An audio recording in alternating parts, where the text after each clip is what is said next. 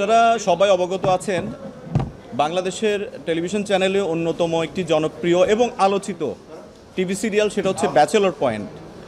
Bachelor point এখন season 5 চলছে OTT প্ল্যাটফর্মে। যদিও এটার 1 থেকে 8 এপিসোড রিলিজ হয়েছে, পাশাপাশি ডিরেক্টর যেটা বলেছেন অ্যানাউন্স প্রোগ্রামে যে এটি বুম ফিল্মসের ইউটিউব চ্যানেলে এবং চ্যানেল আইতে ধারাবাহিকভাবে এটি প্রচারিত হবে।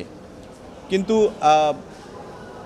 আমার যেটি নজরে এসেছে নাগরিক হিসেবে, যেটা আমাকে খুবই হতাশ করেছে এবং আহত করেছে, সেটি হচ্ছে বুম ফিল্মসের ফেসবুক পেজে এই নাটকের কিছু খণ্ডিত অংশ ট্রেলার আকারে এসেছে এবং সেখানে আমি দেখেছি অসংখ্য আপত্তিজনক অশালীন ডায়লগ সেখানে এই নাটকে আছে, যেটি আমাদের বাংলাদেশের যে দুটি আইন, জাতীয় অনলাইন গণমাধ্যম নীতিমালা এবং জাতীয় সম্প্রচার নীতিমালার বহির্ভূত, যেটি আমাদের তরুণদের যে নীতি নৈতিকতা বা তাদের স্বাভাবিক আচার আচরণ, যেটি আমরা বহু বছর ধরে আমাদের যে সংস্কৃতি, পারিবারিক শিক্ষা, সামাজিক মূল্যবোধ, সেটিকে ব্যাপকভাবে বাধাগ্রস্ত করছে বলে আমি মনে করছি। এজন্য আমি একজন সুপ্রিম কোর্টের আইনজীবী হিসেবে আমি মনে করছি এগুলো আসলে বন্ধ হওয়া উচিত।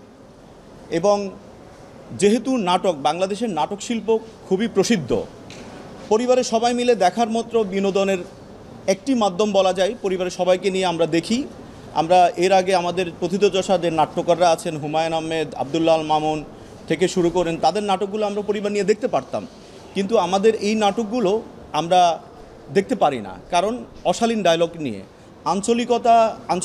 আঞ্চলিক যে ভাষাগুলো, সেটি কিন্তু আমাদের ভাষার অলংকার, কিন্তু আঞ্চলিকতার মধ্যেও কিছু গালি আছে, সেগুলোকে তুলে আনার তো কোনো মানে হয় না।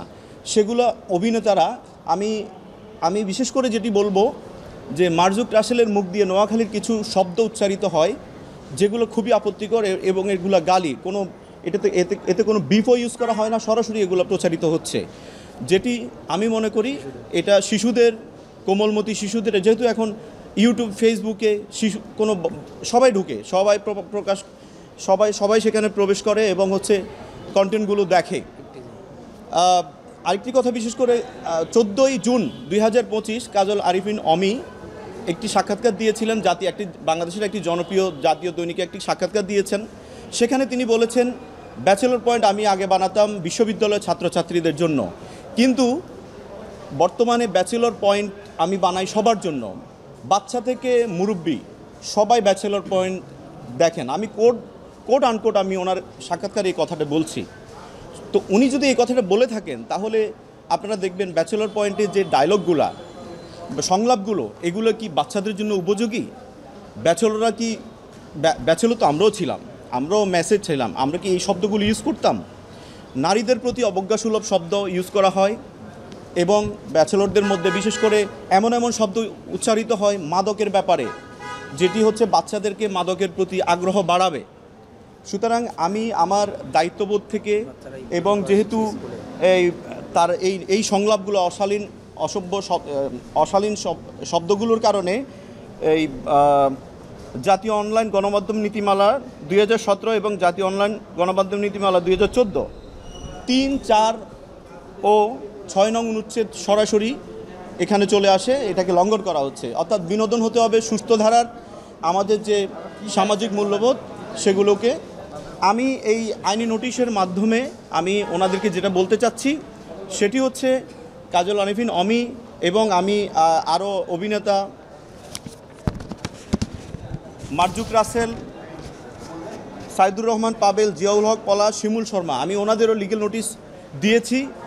আমি তাদের কাছে যেটা বলতে চাচ্ছি, কাজল আরিফিন অমি বলেছেন যে এই নাটকটি সিজন 5 আরও 120 পর্ব পর্যন্ত প্রচারিত হবে। 120 পর্ব, মাত্র 108 পর্ব, 1 থেকে 8 পর্ব প্রচারিত হয়েছে। আমি এই আইনি নোটিশের মাধ্যমে আমি ওনাকে সময় দিয়েছি, 7 দিনের সময় দিয়েছি, যে আপনি অবশ্যই এই অশালীন সংলাপগুলো আপনি প্রত্যাহার করে নেবেন, ওখান থেকে এই ক্লিপগুলো সরিয়ে নেবেন এবং ভবিষ্যতে বাকি পর্বগুলো প্রচারের ক্ষেত্রে আপনি অবশ্যই এই বিষয়গুলো মাথায় রাখবেন এবং অনলাইন নীতিমালাগুলো বা আইন কানুনের প্রতি আপনি শ্রদ্ধাশীল থাকবেন। না হলে আমি আপনাদের বিরুদ্ধে আমি পরবর্তী আইনগত পদক্ষেপ নিতে বাধ্য হব।